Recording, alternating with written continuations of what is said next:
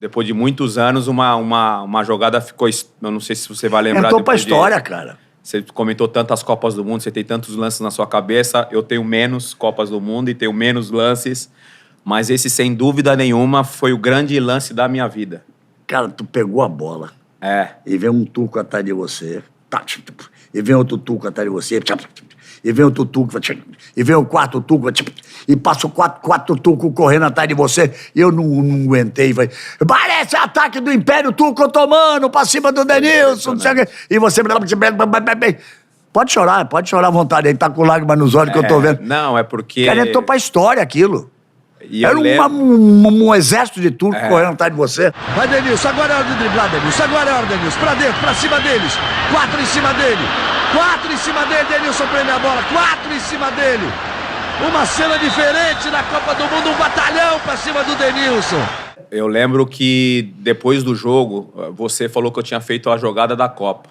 Você fez a jogada da Copa. Você falou, garoto, você fez... Porque a gente tinha um relacionamento muito próximo com a imprensa, mesmo hotel ali e tal. Então, vira e mexe, a gente tava se encontrando ali no saguão dos hotéis ali que a gente passava e tal. E eu lembro claramente que você falando pra mim assim, garoto, você fez a jogada da Copa. E era garoto mesmo, tu vinha, tu tinha 23 anos.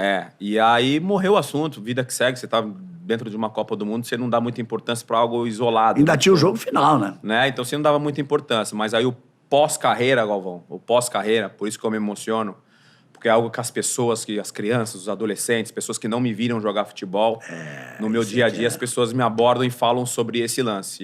E eu sempre, quando eu tenho a oportunidade de estender um pouquinho mais o comentário, eu falo que o lance não seria tão reconhecido se não tivesse a tua narração. Obrigado, cara. E eu te falei isso uma vez lá no Bem Amigos, depois logo da Copa, que eu fui lá e falei, queria te agradecer pessoalmente, porque realmente você deu uma importância pro lance que eu não esperava. Então, obrigado mais uma vez. Imagina. Você sabe o que é isso? Isso é uma parceria que a gente sempre teve nesses anos todos. Eu me lembro agora que eu falava porque uma coisa que ficou famosa no voleibol.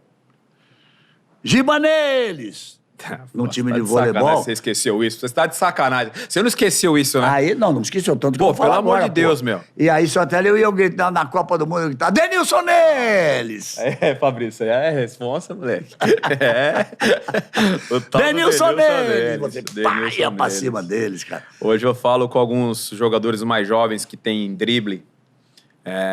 O Ângelo, por exemplo, que joga no Santos. Esses dias eu troquei umas mensagens com ele, brincando e tal, aí eu aproveitei a oportunidade e falei, esfria a cabeça que você tem muito talento. Na hora que você esfriar a cabeça, você vai conseguir mostrar o seu talento, sem acelerar o processo. Porque ele é muito bom. E aí, no final, eu escrevi Ângelo neles. Ângelo neles. Porque é algo que motivava, que ficou meio que uma frase de encorajar o cara. É uma marca em quem a gente acredita. Pra ir pra cima do cara, ainda acreditar. Então, pô, você foi bem, né? Ela surgiu com o voleibol. Essa aí você foi bem, com o voleibol com o Giba. Essa aí foi bem, né? E porque o Giba entrava e decidia, Denilson neles, Filipão, Denilson neles. E você entrava, tu ia pra cima, você não queria nem saber com o nome do cara que tava do lado de lá. Não dá pra entender. Eu fazia com naturalidade, mas também com um sentimento de que eu queria viver. Eu falei pra você que de 98 para 2002, nesses 4 anos, eu passei alguns problemas que eu amadureci muito. E aí a Copa do Mundo de 2002 foi um ressurgimento meu. Porque pós-Copa do Mundo 98, eu fiquei um tempo sem ir pra seleção. E aí eu passei um problema no Betis, que o meu time cai pra Série B, uns problemas pessoais e tal. Não foi a expectativa? Não. Enfim, eu não sei o que aconteceu naquela época, porque a minha cabeça, eu não conseguia jogar, enfim, é uma série de situações. Obviamente eu aprendi muito nesse período, por isso que quando eu falo que eu tinha lugar de fala em 2002, porque por mais que eu tivesse ali 23 para 24 anos... Não, você já tinha uma experiência. Poxa, te dá uma... Você pode falar melhor do que ninguém. Você viver fora do país te dá uma bagagem muito grande, Galvão. Você viver com outras pessoas te dá uma bagagem muito grande. Então eu fui para um país que o futebol era um futebol gostoso de jogar. Hoje eu acho que não é o primeiro escalão, acho que o inglês está na frente hoje, mas o espanhol naquela época era o primeiro escalão. E eu achava que lá na Espanha eu ia pegar a bola do meio do campo e levar até o gol, cara. Igual eu fazia aqui no Brasil. E os caras falavam, você não vai conseguir, aqui é desse jeito aqui. E eu falava, não vou. Deixa comigo. E não consegui. Por quê? Porque era um futebol muito dinâmico. Era um futebol de marcação muito rápido, o campo era muito rápido, a bola corria mais. Então essa sensibilidade do domínio, do drible, às vezes você escapava um pouquinho e você perdia. E aí eu vinha com o quê? querer dar a resposta porque eu era o jogador mais caro do mundo. Então eu tinha que dar uma resposta pro povo. Cara, ser o jogador mais caro do mundo não deve ser fácil, Eu fiquei com essa carga. Então eu acho que eu exigi mais de mim do que eu poderia entregar. E isso eu fiquei mal psicologicamente. Mas você se achou. Aí eu me achei. Você ficou 7 anos lá, cara. Me achei. Você é embaixador do futebol espanhol? E aí eu Ninguém é embaixador do futebol espanhol à toa. E aí foi um período... duas temporadas e meia, porque eu lembro que a gente caiu para a Série B, venho para o Flamengo, não fico no Flamengo, aí eu volto para lá. E aí eu, se você me permite citar aqui os meus pais, Claro. que o meu pai... Permito, não deve citar. Ele foi muito importante nesse processo, porque meu pai nunca foi um cara que teve muito estudo, mas a vida ensinou muito meu pai. Meu pai tem muita sabedoria, junto com a minha mãe. E aí, quando eu voltei... Nome dele. Seu Elvésio. E o nome da Seu sua mãe? Elvésio, Dona Amélia. Isso. E aí, quando eu volto pra lá, Galvão, eu volto com o sentimento da vaidade. Eu não queria voltar pra lá pra jogar Série B, porque eu era o Denilson, pô. Eu acabei de vir de uma Copa do Mundo, de uma final. Eu sou o jogador mais caro. Eu não posso jogar uma Série B.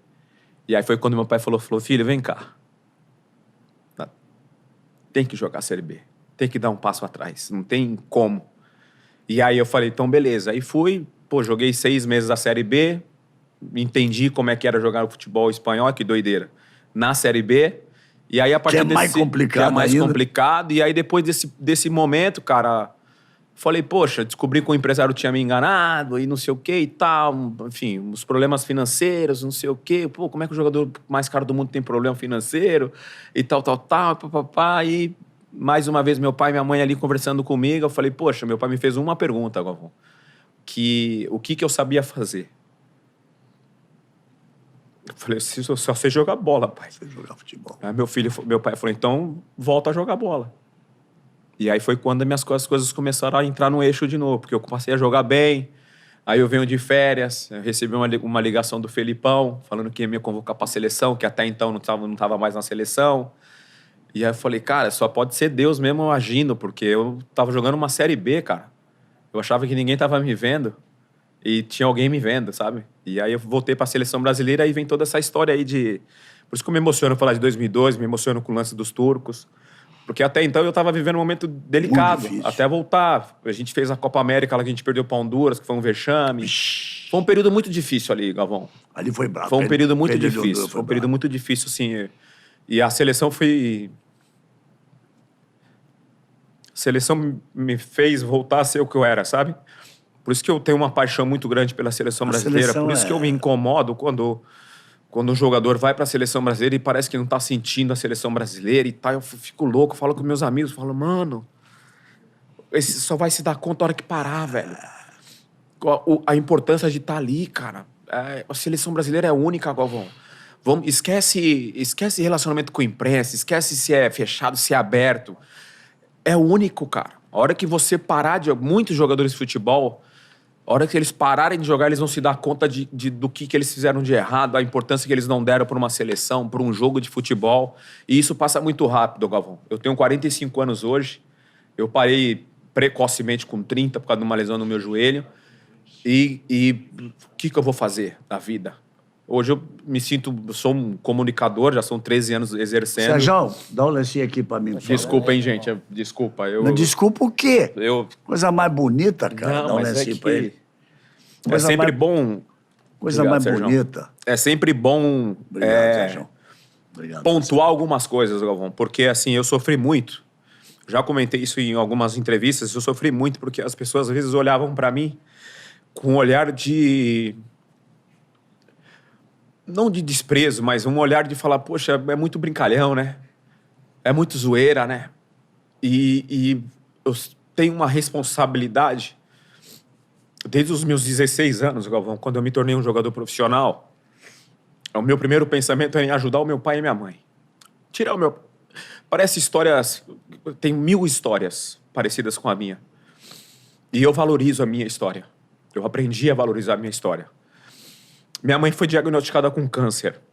E aí, eu estava num momento da minha vida, me descobrindo como comunicador, me apaixonando por essa profissão que é comunicar com as pessoas, levar informação para as pessoas. Isso é bom demais. Chega a ser irônico estar falando com alguém que faz isso com excelência por muitos anos.